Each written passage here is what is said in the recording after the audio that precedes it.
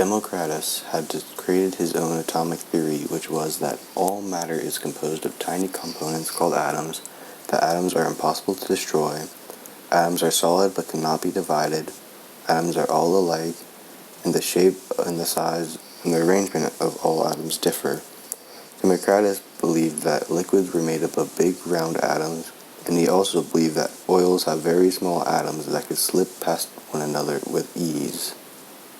Antoine Lavoisier had several elements named after him, such as carbon and oxygen. He created the law of conservation of matter. Dalton had created an atomic theory which had three parts that were that all matter is composed of atoms. In a single element, all atoms will be identical with their mass as well as the properties that they have, and that compounds can only be created if atoms of two or more different types of atoms from different elements come together. When a chemical reaction occurs, the atoms of the element or compound will simply rearrange.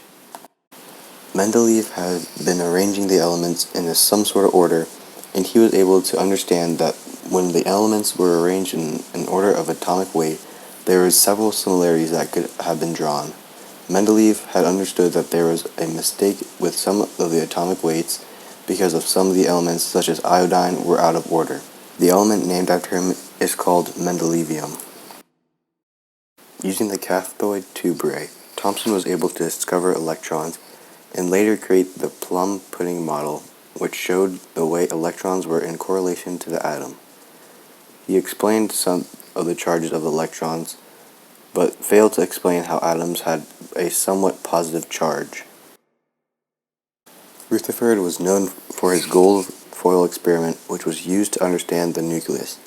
He had understood that there is a heavy or dense mass in the center of the atom. This is now known because of the protons and neutrons in the nucleus of an atom. He created a model called the Rutherford model, which displayed how electrons moved in a sort of an orbit.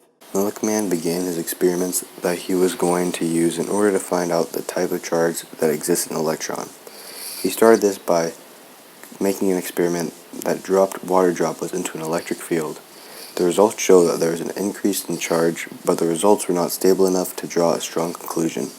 The next experiment by Millikan was the oil drop experiment that is now famous, and this experiment is very similar to the first one, except he used oil droplets to get more accurate results, and therefore he was able to understand the size of an electron in an atom. He understood that the smallest unit of charge was actually a single electron. In conclusion, he was helpful in determining the size and what an electron is. Bohr found that electrons were restricted to a sort of circular pathway that was around the atom. He wanted to understand how electrons work. He was able to understand that a spectrum of colors is formed and it contains all the wavelengths by spreading light and seeing it through a prism. He had a theory that the energy could only be given or taken by an atom in a defined or very small quantities. Most of Bohr's work was based on the hydrogen atom. He created a model called the Bohr's model. Moseley had worked with radioactive chemicals, and he helped create the periodic table and worked with the atomic batteries. He helped understand the atomic numbers. Schrödinger knew that electrons in an atom moved in somewhat of a wave formation.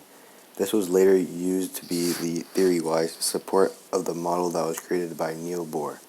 He used evidence from laboratory work, and that was used as well. He had created equations that represent his theories. These theories were explaining how electrons actually worked, and this equation was known as the Schrödinger wave equation. He was inspired by Albert Einstein and worked during the World War era. Chadwick had some work that was based off the work of Ernst Rutherford, and he discovered the neutron. He found that there was a mass of something that was equal to the proton, and there is a neutral charge in this particle. He worked with Walter Broth and worked on the alpha particles, and he realized that a strong radiation was being emitted. The hypothesis that Chadwick got from this was that there was a particle in the atom that had a neutral charge. He got a Nobel Prize for discovering that a neutron has existed. He lived and worked in the UK.